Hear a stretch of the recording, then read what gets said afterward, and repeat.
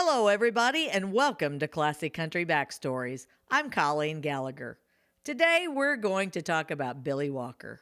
Recently, I had the opportunity to sit down with Sweepy Walker, grandson of Billy Walker. My visit with him will be at the end of this episode. Sweepy is a talented singer, harmonica player, and an all-around great guy. I think you'll enjoy our talk. Nashville, Tennessee, country music capital of the world, home of the Grand Ole Opry, where singers and dreamers come seeking stardom. Join me as we learn about the lives and careers of those who built this town on Classic Country Backstories. William Marvin Walker was born January the 14th, 1929 in Rawls, Texas, in the Texas Panhandle. Billy's mother died when Billy was just 6 years old.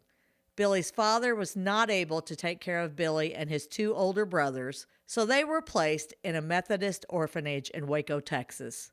He was returned to his father when he was 11 after his father remarried. In 1942, the family moved to Clovis, New Mexico. Originally, Billy started as a rock and roll singer. In 1944, Billy won a contest, earning him the opportunity to appear on KICA radio in Clovis, New Mexico. He became a regular host on the station until he graduated high school in 1946. Billy was then inspired by Bob Wills' music. He formed a country band traveling throughout the Southwest in 1947 at the age of 18. In 1949, Walker was noticed by promoters in Dallas and landed a job at the Big D Jamboree on KRLD radio. The same year, Hank Thompson helped him sign with Capitol Records after working with Walker in Waco. His manager had him wear a Lone Ranger-style black mask, billing him as the traveling Texan, the masked singer of country songs. The fictional stage character was popular with the audiences. However, Walker removed the mask after someone mistakenly thought he was a bank robber and called the police. Later in his career, he was dubbed the Tall Texan. Early in his career, Billy befriended Hank Williams. In the 1950s, they were hired to promote a health tonic on the Had a Call Caravan Tour. They sold what was being called as a healing tonic, which Walker later admitted derived its healing powers mainly from alcohol. In 1951, Billy Walker signed with Columbia Records. In 1952, Walker joined the Louisiana Hayride in Shreveport, Louisiana. In 1954, Billy Walker released his first hit, Thank You for Calling. He also won awards from BMI and Cashbox. In 1955, Walker, Elvis Presley, and Tillman Franks went on tour in Texas. Soon after, Billy became a cast member of the Ozark Jubilee on ABC TV. Walker moved to Nashville in 1959 and joined the Grand Ole Opry in January of 1960. He was one of the first singers to record a Willie Nelson song. In 1961, Billy recorded Funny How Time Slips Away. This helped establish Billy's national reputation. In 1962, Billy went to number 1 with Charlie's Shoes. He went on to release Western-inspired hits Matamoros and Cross the Brazos at Waco in 1964. On March 3, 1963, while performing at a charity concert in Kansas City, Kansas, Billy received word that his father was ill and he needed to return home as soon as possible. Fellow performer Hawkshaw Hawkins offered his commercial airline ticket to Billy and decided to fly home on a private plane piloted by Randy Hughes. The pilot and all its passengers, including Patsy Cline, Hawkshaw Hawkins, and Cowboy Copas, perished while on the return flight March 5, 1963. Billy Walker left Columbia Records in 1965 and joined producer Fred Foster's Monument Records.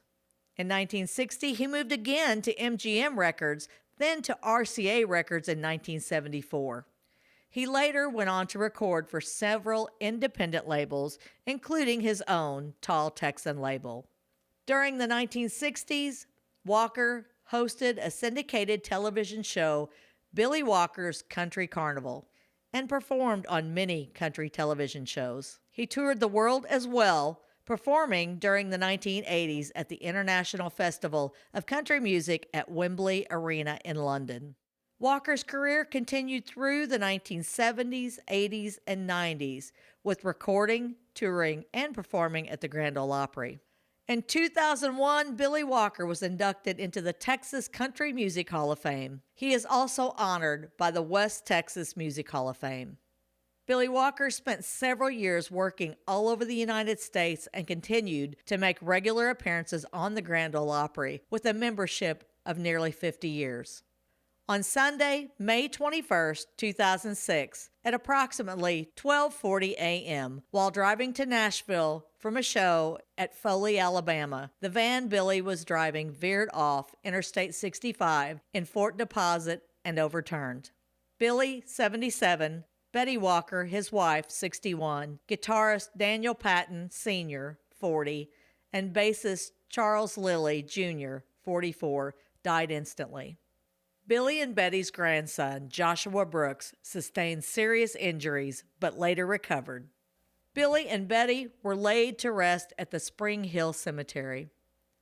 Recently, we had a chance to sit down and talk to Sweepy Walker, grandson of Billy Walker, in Nashville. Here's what he had to say. Sweepy Walker, how are you doing today? I'm doing great. I've been traveling, so you have to pardon my appearance. That's all right. So have we. So that's quite and we had a good rehearsal, and I'm glad y'all are here with us. I'd like to talk to you a little bit about your grandfather, Grand Ole Opry star Billy Walker. I'd love to talk about it. He was one of the most loved and respected men in the country music industry. And tell us a little bit about what it was like to be his grandson. Well, he was a young grandfather. He started off as a grandfather very young, at 37 years old, and he was more of a father figure to me in the early years. I have a dad, and I've loved him, and knew my dad well. But my grandfather was a little bit closer to me than just a grandfather that you'd go see. We lived at his house a lot. I would do shows with him when I was just a little kid. He'd get me to play the harmonica or sing a little John Denver, something like that. And we'd go, I went with him all over the country. Sometimes the whole family would go, sometimes just me. And I really cherish those times. Oh, I'm sure. That's amazing. He was a great grandfather. He had a career that spanned over 6 decades. He was a member of the Grand Ole Opry for 5 of those decades, at least. Yeah. And yes, I'm sure you all are so proud of what his accomplishments were, and he had such a smooth voice. What's your favorite Billy Walker song? It changes, I promise you, because when I was real young, I really liked some of that, what they call the Billy Walker's Greatest Hits album. And that's when I really got to know who he was. I've been listening to these songs when I'm 4 and 5 years old, and Sure. I got to know who he was the decade before I came along. I really like those early greatest hits. It's Cross the Brazos is one of them. Of course, Charlie's Shoes, and that thing was recorded a few different times. It was another one that I really love, written by Gary Stewart, was She Goes Walking Through My Mind. Oh, yes. And it was a hit for Billy and also one of the first hits for Gary. But later on, I got to know Funny How Time Slips Away, which was what brought him to Nashville, his first number one. Willie Nelson used to sleep on my grandparents' couch. Really? Sure did. My grandmother and Willie's first wife went to middle school together. And then, actually, it wasn't like later years after he had died, I learned about this rockabilly song that he had. You just asked me what my favorite song was, but I got to tell you about 14 or 15 of them because they're all different for reasons. He did one rockabilly song that I've ever heard, and I found it on YouTube, and I love it. It's called "Leaving on My Mind." Leaving on my And mind. that's a whole nother story for a whole nother chapter we can get into, how that song came about. But the gunfighter ballads were great. He was really a a country and western singer early on before he got the notoriety with the pop country. So I have several different ones for different reasons. I can definitely understand that. But today my favorite is word games. Oh, I love word games. I heard you do it, and you're so good. Oh, thank so you. Good. That's the first time I've really tried to do it live, but except just being an acoustic guitar. But the band sounded great. They make it sound. Well, you sounded great. I love to hear you sing it. To answer that question, word games. So I was honored to get to do a show with him outside of Farmington, Missouri, around 2003, I think it was. And our band spent most of the day with Billy and Betty, his wife, visiting and listening to stories. And my daughter here, she's 22 years old now. This is your daughter. This is my daughter, Jenny. Yes. And you got to hang out with Papa. Yeah, that's what I call it. Papa. She was Loved around him. 3. Yeah. Awesome. She just fell in love with him, and he and Betty were so sweet to her, and it was a see true why. honor to get to work with such a legend as he was and how kind he was. Is there something you can tell us about Billy that maybe we didn't know about him? He liked to be a mechanic. He really did. He did. You don't know how much fun it is when you got a little sports car at 16 years old and you're tinkering on it with your grandfather, and he dresses in his grandfatherly jumpsuit, with the mechanic's gloves and everything, just perfect. And you're in there working on something, but it's Billy Walker.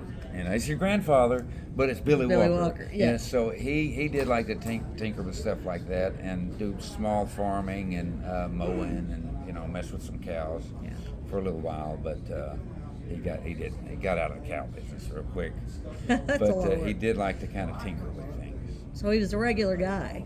Amen. That's exactly right. Exactly right. You did have opportunities to actually get to play and travel with Sure him. did. Early on, and then later on as an adult, we had a great moment at the Ryman together on a Saturday Opry at the Ryman, and I was playing with another band. I was playing harmonica with another band, and after I was done, he took me around to all his friends. I had been to the Ryman since I was 4 years old with him, and then he took me around to all his friends. But this particular night, it's like he was showing me up, like, this is my grandson.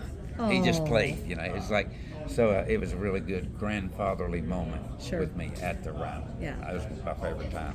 Do you have a website or a place where we can go to get CDs of yours? Do you have music, things like that? I do have some music, and I have a lot in the can. I have some released on sweepywalker.com, and there's also Sweepy Walker Facebook and Sweepy Walker official Instagram. After that, I'm not too much social media savvy. But I do have a YouTube channel, which is Sweepy Walker.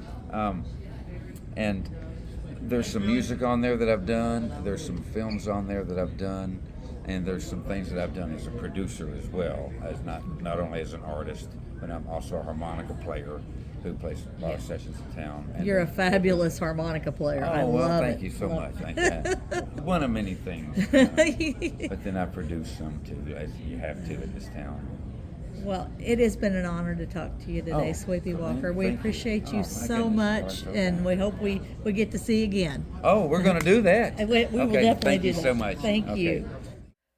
Billy Walker was one of those people that you don't realize how big his career was until you really dive into it. He was an amazing man, as well as a massive talent, who will be remembered for his pure vocal style. Take some time to listen to some Billy Walker tunes. That's it for today. If you liked what you heard today, please hit the like button and subscribe to our channel, and hit the bell notice for further notifications of episodes. Thank you so much for tuning in to another episode of Classic Country Backstories. Until next time, God bless, take care, and I'll see you later.